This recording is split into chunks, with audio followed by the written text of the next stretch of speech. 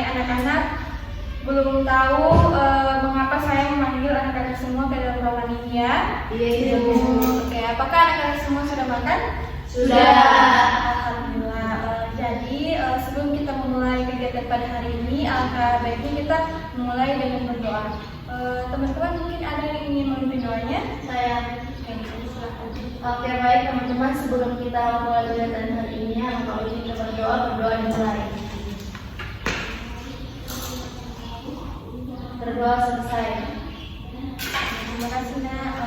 Jadi mungkin saya belum, ibu di sini belum mengenal anak-anak semua. Alangkah baiknya kita memperkenalkan diri masing-masing supaya kita lebih dekat dalam kegiatan pada hari ini. Mungkin bisa mulai dari saya. Perkenalkan, nama saya Ibu Isma. Bisa kalian panggil Ibu Ima. Oke, dari sebelah sini. Perkenalkan, nama saya Yudianti, dipanggil Ibu Ina. Perkenalkan, nama saya Siti Diani, dipanggil Siti. Perkenalkan, nama saya Julia Al-Azim, saya Festival Aulia. Perkenalkan, nama saya Munira. Perkenalkan, nama saya Dayanti, dipanggil Linda. Perkenalkan, saya Irza. Oke, terima kasih anak-anak semua sudah memperkenalkan dirinya. Jadi di sini kita akan melakukan konseling kelompok. Di mana konseling kelompok itu adalah layanan bimbingan konseling, di mana kita akan membahas sebuah topik terdiri dari topik bebas dan topik tugas dalam dan memanfaatkan dinamika kelompok. Nah, tujuannya dari konseling kelompok itu sendiri, di mana supaya anak-anak semua di sini bisa mengemukakan pendapatnya, kayak seperti mendengarkan cerita dari temannya. Sampai di sini teman-teman bisa paham? Paham. Oke, jadi selanjutnya itu asas-asas dalam konseling kelompok. Yang pertama itu asas kerahasiaan, di mana apapun yang kita sampaikan di dalam konseling kelompok ini bisa terjaga kerahasiaannya. Dan yang kedua asas keterbukaan. Saya harap anak-anak semua terbuka dengan apa yang anak-anak ketahui. Terus selanjutnya asas kesukarelaan. Apakah anak-anak di sini datang secara sukarela? Sukarela, Bu. Oke, baik, terima kasih. Dan yang terakhir yaitu asas kenormatifan, di mana asas ini dilakukan ketika teman kita menyampaikan pendapat, kita tidak boleh mencela, membiarkan dulu teman kita untuk menyampaikan pendapatnya. Nah, sampai sejauh ini apakah teman-teman masih bisa dipahami? Masih. Dalam konseling kelompok itu kita menggunakan durasi waktu sekitar 40 menit. Apakah teman-teman bisa sepakati? Bisa. Oke, jadi saya ingatkan kembali bahwa di sini kita akan melakukan konseling kelompok, akan membahas sebuah topik dengan memanfaatkan dinamika kelompok. Mungkin teman-teman di sini masih kurang semangat, alangkah baiknya kita melakukan ice breaking. Boleh ya? Boleh. Ya, mungkin anak-anak semua bisa berdiri. Nah, jadi ice breaking kali ini yaitu di mana ada tangan, terus tangannya itu lutut sebelah kiri, dan yang ditangkap itu tangan sebelah kanan. Boleh? Kayak tangan, tangga, terus kalau mau ditangkap itu kita kan harus menghindar, jangan sampai bisa ditangkap. Oke, bisa dipahami? Bisa, Ibu. Oke, belum? Tangan tertangkap itu tangan tidak. Ini kan mau ditangkap. Yang bagian mana mau ditangkap? yang sebelah kanan. Ini kan ini. Tangannya ditangkap. Iya, tangannya temen kita. Maksudku kan begini. Dan jangan nanti pas tangkap itu saya suci waktu tangkap nanti sampai dia mau menghindar begitu dan. Oh, mungkin kita coba main dulu supaya mungkin dari sebelah sini dulu kita tangkap, terus nanti pergantian dari sebelah sini. Oke. Bisa kita mulai? Bisa. Tangan, tangga. Mungkin saja pegang saja. Tangkap.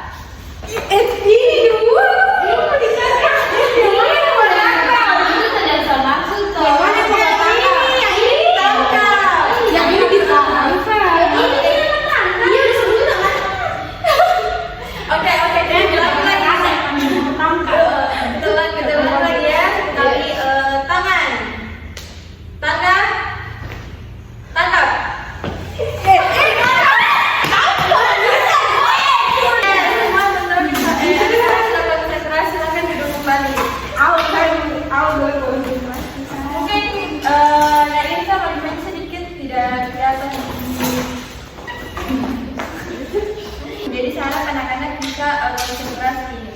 Nah, selanjutnya kita akan memasuki tahap kegiatannya. Apakah teman-teman sudah siap? Anak-anak sudah siap? Siap, Ibu. Nah, jadi di sini kita akan membahas topik tugas dan judul yaitu rendahnya motivasi belajar. Mengapa saya mengambil topik ini? Karena anak-anak di sini sebelumnya juga saya sampaikan bahwa mungkin anak-anak belum tahu kenapa ditentukan dari ruangan ini. Karena anak-anak ini saya mendapatkan info dari wali kelasnya bahwa anak-anak itu mempunyai nilai rendah atau tidak ada motivasi belajar. Nah, sebelum kita membahas lebih jauh, apakah anak-anak mengetahui apa sih motivasi belajar itu? Tidak. Tahu. Mungkin boleh kita mulai dari sebelah kiri. Pengertian dari motivasi belajar. Motivasi belajar itu di mana kita memiliki dorongan keinginan untuk belajar. Oke, terima kasih Nahila. Kemudian Siti. Sama dengan itu juga Bu, motivasi belajar itu suatu keinginan yang untuk memacu kita untuk belajar. Oke, terima kasih Nasuki. Selanjutnya Naul ada. Kalau dari saya itu motivasi belajar itu suatu dorongan baik diri sendiri ataupun orang lain yang membuat kita termotivasi untuk bisa menjadi lebih baik. Oke, terima kasih Naul. Kalau Mira ada yang ingin disampaikan? Menurut saya motivasi itu saya kayak sama kayak teman-teman yang lain. Itu motivasi belajar itu keinginan untuk memulai belajar. Oke, terima kasih Mira. Selanjutnya Naul. Menurut saya motivasi belajar itu dorongan yang berasal dari eksternal maupun internal. Oke, terima kasih Naula. Oke, baik Nisa, ada yang ingin disampaikan? Sama Ibu, sama kayak teman-teman yang tadi bilang. Oke, apa yang anak-anak sampaikan di sini sudah betul. Jadi sini saya akan menambahkan sedikit di mana motivasi belajar itu dorongan dari kita sendiri ataupun lingkungan kita seperti teman-teman. Nah, di mana di situ kita akan memiliki dorongan yang lebih dalam lagi untuk semakin lagi belajar. Karena di sini anak-anak mengalami dari motivasi belajar, saya ingin bertanya kepada anak-anak apa sih faktor-faktor penyebab mengapa anak-anak di sini rendahnya motivasi belajar. Mungkin ada yang ingin mengungkapkan pendapatnya, saya silakan. Saya Oke, saya itu kayak malas begitu di dalam kelas. Terus karena saya juga tidak tahu gaya belajar itu seperti apa, jadi saya juga tidak tahu motivasi belajar itu gimana. Oke, berarti Nagisa ini belum ada motivasi Iya. belajar dan sekarang kayak malas belajar ya. Selanjutnya ada lagi yang ingin mengemukakan pendapatnya? Saya Oke, dipersilakan Nagisa. Kalau saya itu kurangnya dukungan dari luar. Juga kayak keinginan itu juga dari. Jadi kalau dukungan dari luar itu kayak dari pertemanan itu dari lingkungan kan, itu kayak orang juga ajak-ajak saya ke hal-hal yang kayak gitu kita makan untuk keluar jadi jelas gitu dan jadi terlalu motivasi gitu. Berarti Nagisa ini sudah ada dorongan dari dalam dirinya sendiri, tetapi belum ada dorongan dari orang lain atau teman-teman sekitar karena teman-teman dari Nagisa ini kayak mengajak untuk melakukan hal di luar pembelajaran. Jadi selanjutnya ada lagi. Oke, dipersilakan Naul. Kalau terkait faktor, menurut saya faktor utama itu sebenarnya dari diri sendiri kalau terkait motivasi. Karena percuma kita memiliki motivasi dari orang lain kalau dari diri kita sendiri tidak termotivasi untuk berubah jadi lebih baik, itu menurutku akan susah juga. Jadi faktornya itu dari diri sendiri lagi, bagaimana kita menanggapi orang yang memberi dukungan tersebut. Oke, terima kasih Naul. Berarti Naul ini menurut Naul kalau faktor itu dari dalam dirinya kamu sendiri, bukan dari bisa juga kayak dari orang lain, tetapi orang lain itu kayak memberikan kita motivasi. Oke, terima kasih Naul. Oke, silakan Nagisa. Kalau saya itu motivasiku untuk belajar itu saat itu deadline dari kemampuan tugas. Nah, jika misalnya deadline masih jauh, saya tuh kayak malas-malas gitu.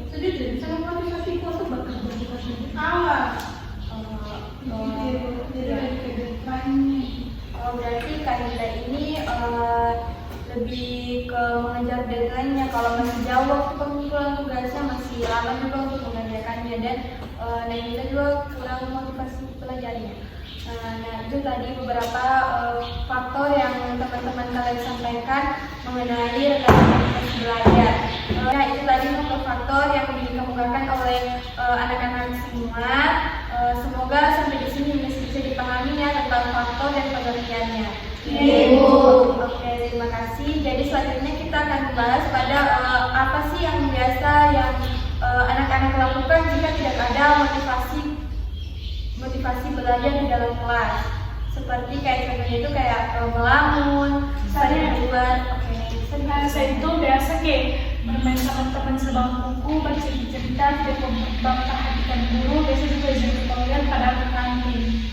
Oke, berarti sering bermain dengan teman-teman, terus sering keluar ya? Iya. Dari teman yang lain ada yang sudah. Saya malas-malasan dan bodo amat dengan sekitar. Biar guru menjelaskan saja apa yang tidak peduli. Oh, berarti ini tidak peduli apa yang disampaikan oleh guru dan apa yang teman-teman lakukan. Mungkin ada lagi.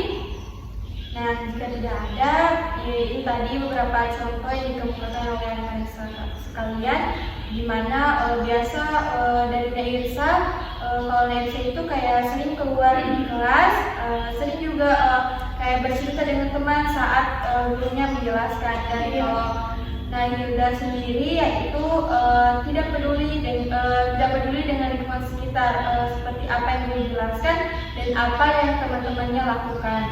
Dan dari itu saya ingin bertanya kepada anak-anak semua, apakah anak-anak mengetahui dampak yang ditimbulkan dari rendahnya motivasi belajar? Saya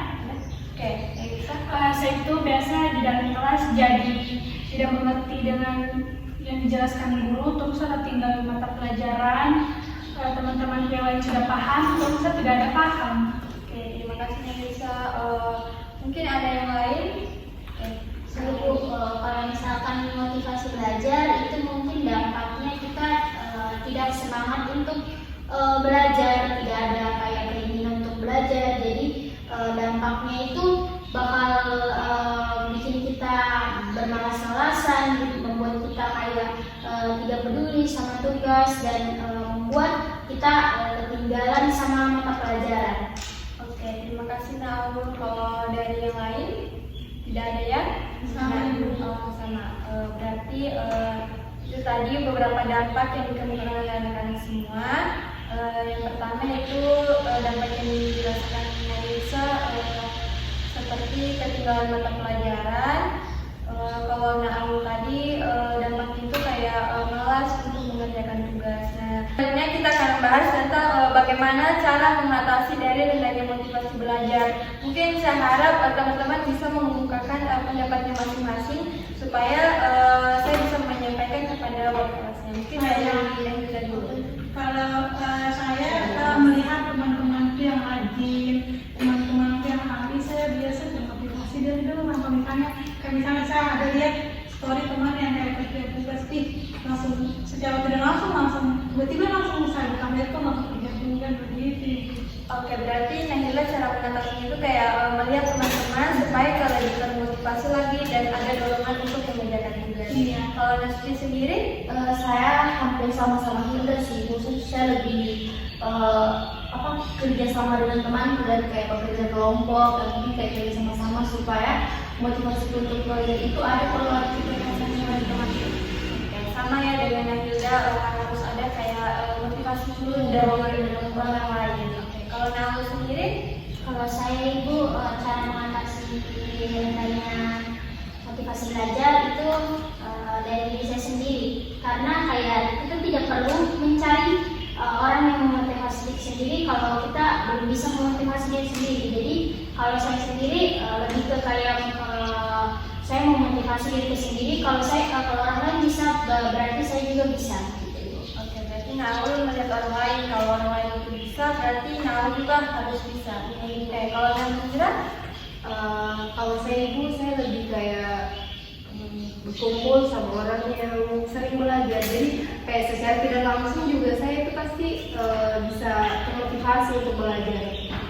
berarti mencoba mencari lingkungan yang berisi orang-orang yang kayak rajin belajar. Kalau Nalinda? Kalau saya motivasinya itu saya cari lingkungan yang baik.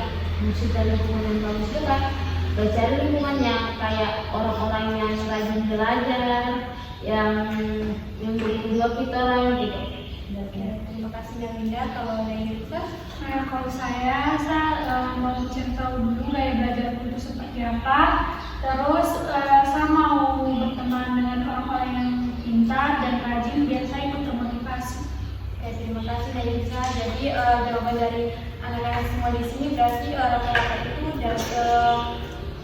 harus ada kayak dorongan dari orang lain atau teman-teman di sekitar. Nah, di sini saya akan menambahkan sedikit bahwa mungkin anak-anak di sini kayak membuat kayak jadwal belajar kayak tambahan gitu, kayak menulis kecil, terus kayak membuat suasana belajar yang menyenangkan. Nah, sebelum kita mengakhiri proses konseling kelompok ini, ada baiknya kita melihat beberapa kesimpulan supaya konseling kita semakin jelas. Yang pertama tadi, motivasi belajar, anak-anak sudah menjelaskan itu dorongan dari orang lain maupun diri sendiri supaya termotivasi lagi dalam belajar.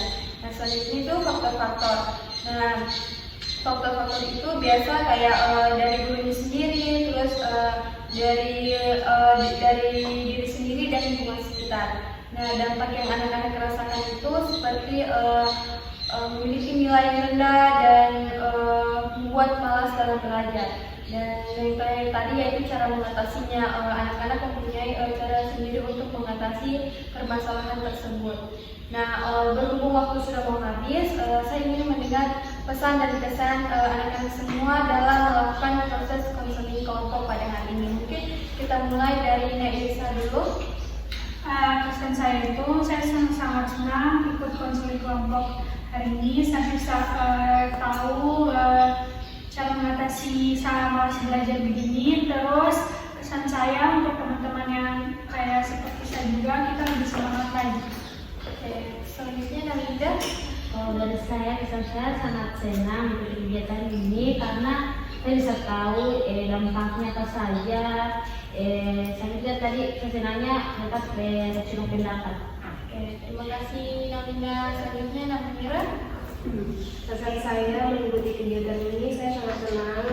Ternyata bukan hanya saya yang kurang motivasi, banyak teman-teman yang ternyata juga kurang motivasi dalam belajar, dan saya bisa mengambil pelajaran dari mereka. Kemudian kesan saya semoga kedepannya kita bisa lebih semangat lagi dalam belajar. Oke, terima kasih Namira. Selanjutnya Kak Amul.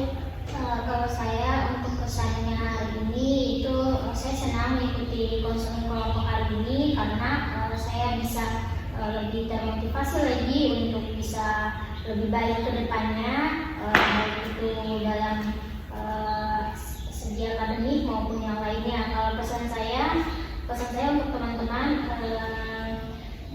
untuk motivasi belajar kita tidak perlu mencari seseorang, tapi mulailah dari diri sendiri. Baik saja Kak. Oke, terima kasih Nak Amul. Selanjutnya Nasuki. Kalau dari saya itu pesannya itu semoga kita di sini yang mengalami rendahnya motivasi belajar itu bisa punya motivasi seperti awal bilang dari diri sendiri, itu sangat penting. Terus pesannya itu setelah mengikuti konseling kelompok hari ini saya rasa lebih baik lagi, jadi saya lebih punya motivasi lagi untuk jadi lebih baik ke depannya. Terima kasih Nasuki. Mungkin Nalinda yang terakhir. Saya sangat senang ikut kegiatan hari ini dan pesan saya semoga kegiatan ini menjauhkan di sini. Oke, terima kasih anak-anak semua sudah menyampaikan kesan-pesannya, dan terima kasih juga telah meluangkan waktunya untuk kegiatan konseling kelompok pada hari ini. Dan saya harap apa yang tadi anak-anak sampaikan bisa dilakukan ya, supaya nilai teman-teman juga semakin bagus. Nah, tadi kita mulainya dengan berdoa. Alangkah baiknya kita menutupnya dengan berdoa. Berdoa dimulai. Berdoa selesai.